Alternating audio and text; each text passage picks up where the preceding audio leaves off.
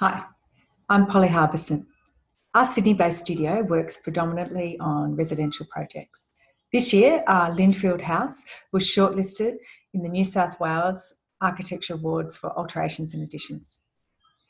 We had a fantastic and rewarding collaboration with Aaron and Pike on the interiors for this house, and they brought with them this really rich layer of textures and colours. So I'm thrilled that the project was also shortlisted in the interiors category.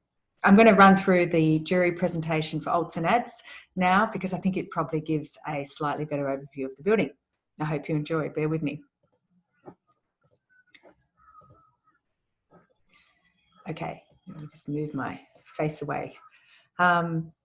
So this project really began when the owners, Ewan and Margot, fell in love with an overgrown and enormous garden.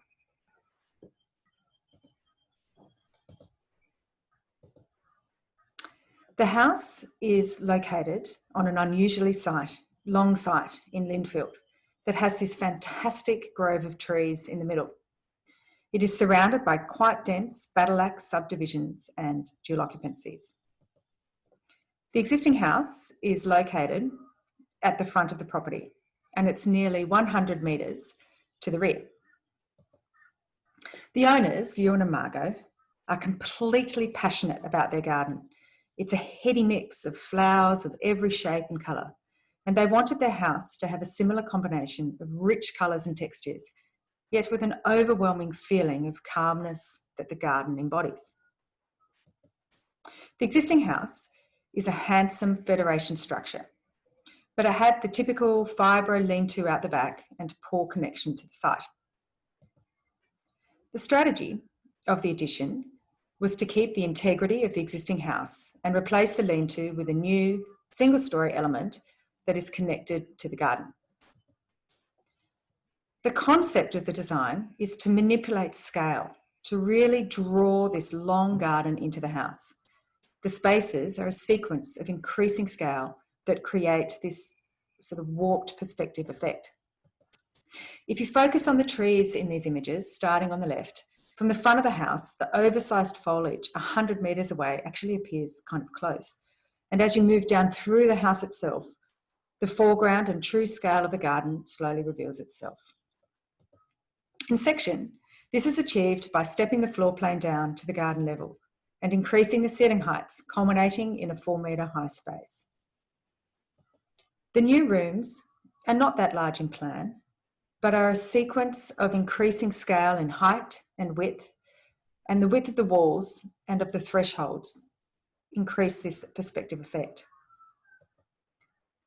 During construction, as the drama of these kind of 4-metre ceiling heights revealed themselves, Ewan, the owner here, who was 6'6", felt short for the first time in his life. The second design strategy was to locate the kitchen in the centre of the house, the heart of family living. The family has 3, also very tall, daughters, and family connection is really vital. The kitchen serves both the new and existing living spaces. The kitchen courtyard becomes an informal backdoor kind of access from the street. There is a lovely, almost secret garden feel as you enter through beautiful timber gates into the kitchen courtyard. This space is the connecting threshold between old and new, designed to comfortably link the existing Federation house and the contemporary new addition together. The kitchen is the heart of the house that can open up completely, as you can see as we kind of flick through the next few slides. The courtyard gates are often closed and locked, and these doors are left open so that the kitchen becomes really part of this north-facing courtyard. The thick thresholds provide solar control, and the courtyard is another link to the garden. We collaborated with Aaron and Pike on the interiors of the house.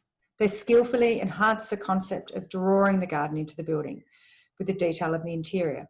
It feels like the garden begins at the threshold between new and old, where the floor changes from timber to green. Subtle changes in the scale of these terrazzo tiles, using larger tiles in the bigger volumes, reinforces the perspective effect. Most importantly, the kitchen is a really warm and functional space.